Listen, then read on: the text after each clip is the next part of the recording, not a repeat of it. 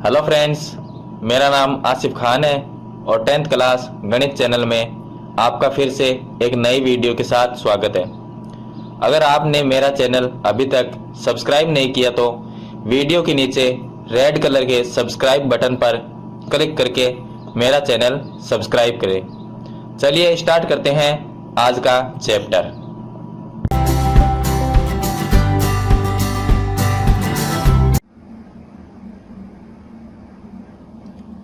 Hello friends, चलिए शुरू करते हैं आज का नया चैप्टर।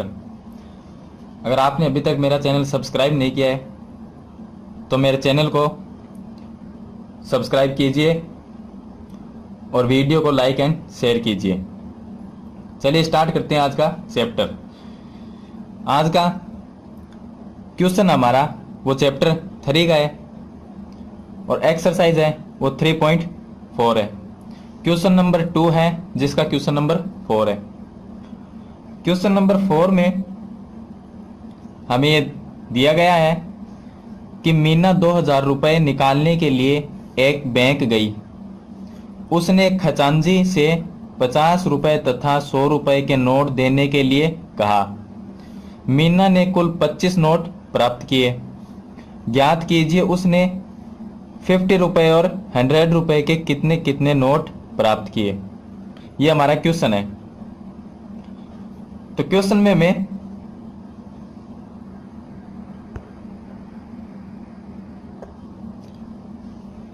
हमें यह दिया गया है कि मीना 2000 रुपये निकालने के लिए एक बैंक में गई।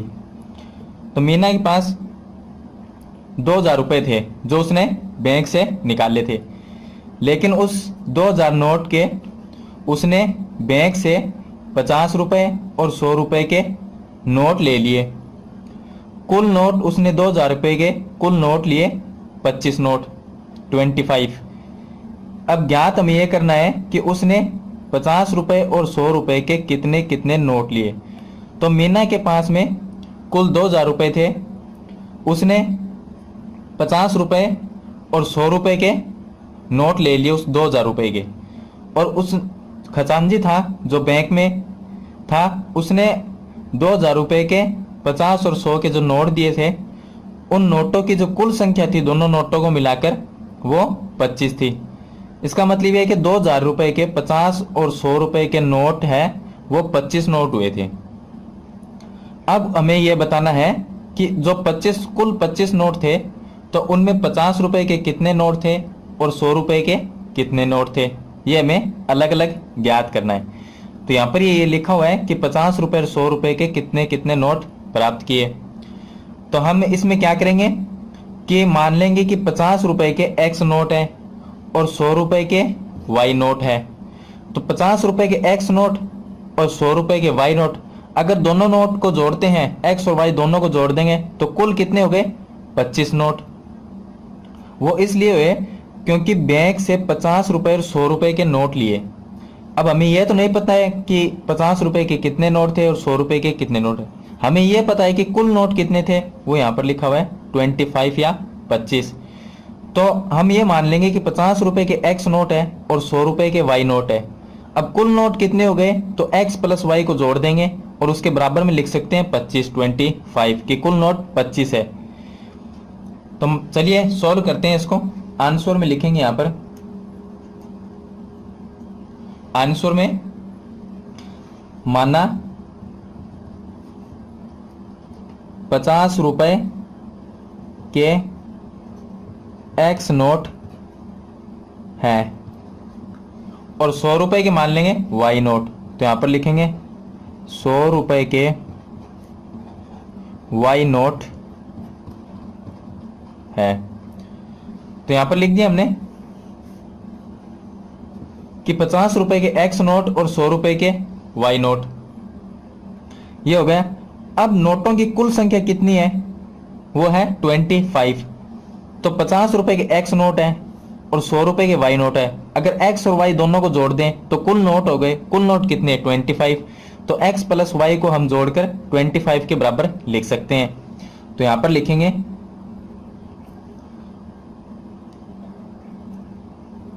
कुल नोट 25।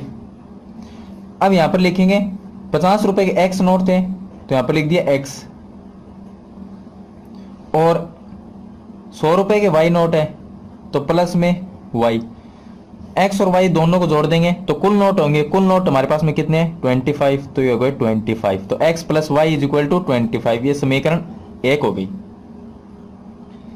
अब दूसरे समीकरण कैसे निकालेंगे, तो इसमें एक्स और वाई जो माना था उसके वैल्यू ज्ञात करनी है, तो इसलिए हमारे पास में दो समीकरण होनी जरूरी है, और इसमें हमें विलोपन विधि से इसमें एक्स और वाई के मान ज्ञात करने हैं, तो दो समीकरण की हमें आवश्यकता है। तो चलिए हमने पहली समीकरण बना ली, X plus Y is equal to 25। 50 के नोट एक्स थे और 100 के नोट वाई थे, दोनों को मिला देंगे तो कुल नोट हो गए 25 थे, जो क्वेश्चन में हमें दिया गया है, तो वो 25 लिख दिया। यह समीकरण 1 हो गई। समीकरण 2 कैसे बनाएंगे कि उसके पास में कुल रुपए कितने थे 2000 रुपए, कुल 2000 रुपए थे। अब मान ले कि 50 रुपए के एक्स नोट है, 50 रुपए के एक्स नोट है, तो 50 को एक्स मल्टीप्लाई करेंगे तो 50 एक्स हो जाएंगे। 100 रुपए के वाई नोट है, तो 100 को वाई से मल्टीप्लाई करेंगे तो 100 वाई हो गए, ये हो गए रुपए, तो ये हो गए 50 एक्स और ये हो गए 100 वाई। इन दोनों को जोड़ देंगे तो कुल रुपए हो गए, कुल रुपए कितने थे 2000, तो इक्वल में लिख देंगे 2000। इसमें वही बात है जैसे कि हमारे पास में अगर 50 रुपए हो और हम किसी बैंक से या किसी दुकान से उस 50 रुपए को, उस 50 रुपए के 10-10 रुपए ले लें। अब 50 रुपए के 10-10 रुपए कितने आएंगे, नोट कितने होंगे उसमें 5 नोट होंगे, 10-10 रुपए के 5 नोट होंगे। अब हमें यह कह दें कि कुल रुपए कितने थे, तो कुल रुपए थे 50। अब 10-10 के जो नोट लिए हैं उनको कुल रुपए में कैसे बनाएंगे, तो नोट कितने 5, एक नोट कितने का है 10 रुपए का, तो 5 को 10 से मल्टीप्लाई करेंगे कितने में 50। उसी तरीके से इसको करना है, 50 रुपए के एक्स नोट है तो एक्स को 50 से मल्टीप्लाई करेंगे 50 एक्स हो गए। 100 रुपए के वाई नोट है तो 100 को वाई से मल्टीप्लाई करेंगे 100 वाई हो गए।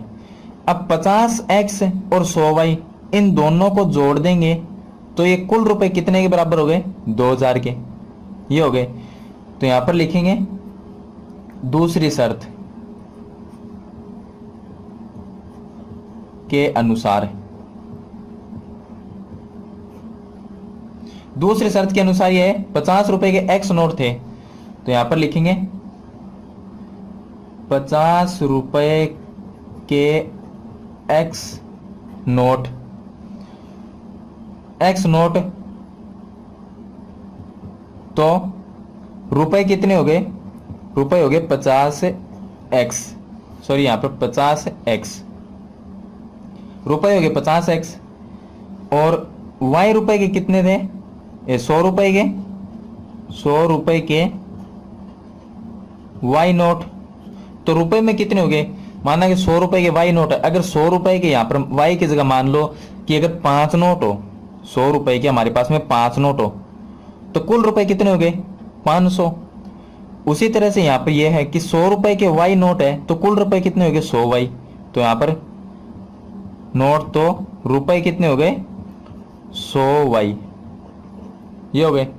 अब 100 वाई रुपए ये हो गए, वाई वाई के नोट थे, 100 रुपए के वाई नोट थे तो उसके हिसाब से 100 वाई रुपए ये हो गए, और 50 एक्स रुपए ये हो गए। अब इन दोनों रुपए को हम जोड़ देंगे, बैंक से हमने इतने रुपए ले लिए अलग अलग, यहाँ पर 100 के हैं और यहाँ पर 50 के हैं। अब इन दोनों को जोड़ेंगे तो कुल रुपए हमारे पास में पहले कितने थे, तो यहाँ पर है 2000, तो 2000 थे तो उसके बराबर में लिख देंगे। तो ये हो गया हमारे पास में 50 एक्स और प्लस 100 वाई, दोनों को जोड़ देंगे तो ये 2000 रुपए के हमारे बराबर हो जाएंगे। तो ये हो गए हमारे पास में समीकरण 2। अब यहां पर हमारे पास में 2000 रुपए थे तो एक्स 50 रुपए के एक्स नोट लिए तो 50 एक्स हो गए, 100 रुपए के वाई नोट लिए तो 100 वाई हो गए। अब दोनों अलग अलग थे तो दोनों को जोड़ देंगे तो कुल रुपए कितने थे हमारे पास में 2000, उसके इक्वल में लिख दिया बराबर में। अब समीकरण सेकंड हो गई। अब हमें क्या करना है, एक्स और वाई की वैल्यू ज्ञात करेंगे। तो यहां पर लिखेंगे विलोपन विधि से। विलोपन, अब समीकरण 1 और समीकरण 2 ज्ञात, हमें क्वेश्चन में यह करना है कि 50 रुपए और 100 रुपए के कितने कितने नोट प्राप्त किए। तो हमने माना यह था कि 50 रुपए के एक्स नोट है और 100 रुपए के वाई नोट है। इसका मतलब यहाँ पर एक्स की वैल्यू ज्ञात करेंगे और यहाँ पर वाई की वैल्यू ज्ञात करेंगे। समीकरण फर्स्ट ये है, समीकरण सेकंड ये है। दोनों समीकरण से एक्स और वाई की वैल्यू ज्ञात करेंगे और वो वैल्यू हम विलोपन विधि से ज्ञात करेंगे। तो चलिए यहाँ पर विलोपन विधि, तो यहाँ पर लिखें विलोपन विधि से समीकरण 1 व समीकरण 2 से, समीकरण 1 व समीकरण 2 से।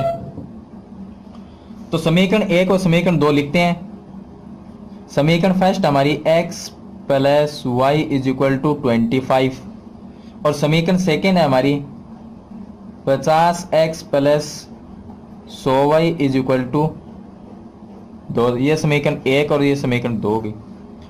समीकरण 2 में हम क्या कर सकते हैं, इसको छोटे रूप में लिख सकते हैं। छोटे रूप में इस तरह से लिख सकते हैं क्योंकि यहाँ पर 50, यहाँ पर 100 और यहाँ पर 2000, इन सभी संख्या में 50 का भाग चला जाता है। तो इन सभी संख्या को डिवाइड कर सकते हैं हम या भाग दे सकते हैं 50 का। तो चलिए इसको छोटी कर लेते हैं। तो फर्स्ट समीकरण को सेम टू सेम लिख देते हैं, x plus Y is equal to 25 और इसको छोटे रूप में लिखेंगे। तो यहाँ पर 50x में 50 का भाग देंगे तो क्या आएगा, x प्लस 100y में हम 50 का भाग देंगे तो 100 में 50 का भाग देंगे तो 2 आएंगे, तो यहाँ पर 2y हो गए। और इज इक्वल टू यहाँ पर 2000 है, इसको भी 50 से डिवाइड करेंगे तो 2000 में 50 का भाग देंगे तो हमारे पास में कितने आएंगे, 40 हो गए। अब हमारे पास में ये दो समीकरण ये शॉर्ट रूप में हो गई, छोटे रूप में। अब इससे x और y की वैल्यू ज्ञात करेंगे। चलिए विलोपन विधि की शर्त ये है, ये समीकरण 1 थी, ये समीकरण 2 है। समीकरण वही है, सिर्फ इसको छोटे रूप में हमने व्यक्त कर लिया या लिख लिया। विलोपन विधि की शर्त या तो x, दोनों समीकरण में x है वो बराबर होना चाहिए या y बराबर होना चाहिए। तो फर्स्ट समीकरण में यहाँ पर y है तो यहाँ पर 2y है, ये दोनों बराबर नहीं है। तो यहाँ पर x है और यहाँ पर भी x है, ये बराबर है, लेकिन इनके जो चिन्ह है ये भी प्लस में ये भी प्लस में। तो हम क्या लिखेंगे, घटाने पर। तो यहाँ पर लिखेंगे हम समीकरण 1 में से समीकरण 2 को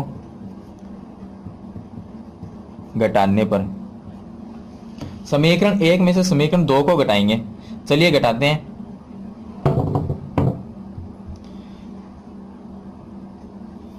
समीकरण 1 और समीकरण 2, समीकरण 1 है x plus Y is equal to 25, समीकरण सेकेंड है x plus 2y is equal to 40। यहां पर हमने लिखा था घटाने पर, इसका मतलब ये हुआ इसके चिन्ह समीकरण 2 के चाहे यहाँ पर प्लस माइनस हो जाए, ये भी प्लस में माइनस हो गए। चलिए इसको हल करते हैं। ये x प्लस में ये x माइनस में कैंसिल हो जाएंगे, ये y प्लस में 2y माइनस में, तो माइनस में बड़ी संख्या तो माइनस में y रह जाएगा, प्लस का y निकल जाएगा 2y में से क्योंकि ये माइनस में 2y है।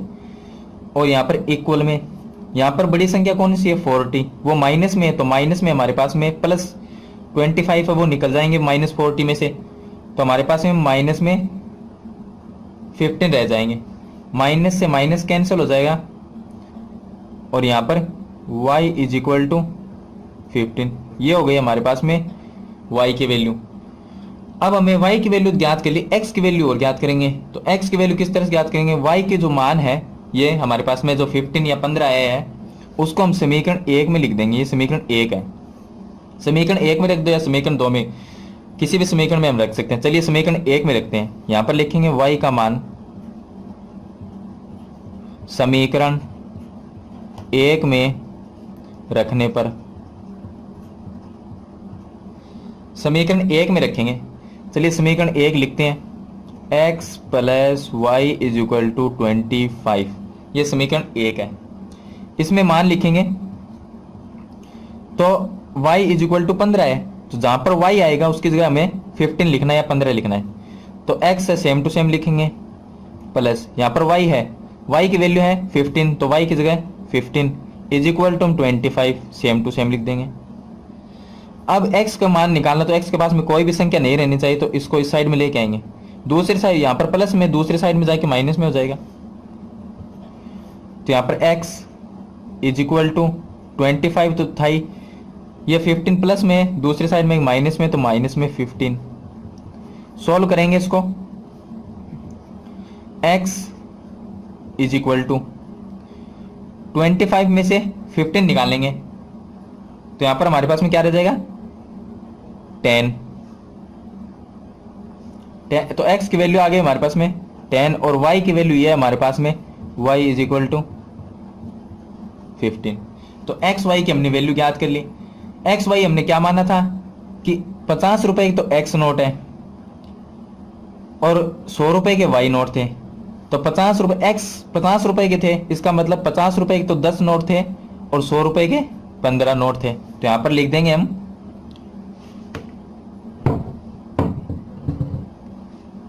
यहां पर लिखेंगे 50 रुपए के 10 नोट थे और 100 रुपए के, ये y का मान 15 आया था तो ये लिख देंगे 15 या 15 नोट थे।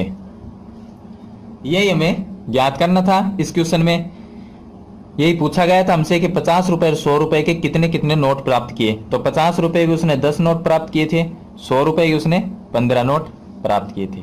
तो ये विलोपन विधि से हमने ज्ञात कर लिया। तो यह था आज का हमारा क्वेश्चन।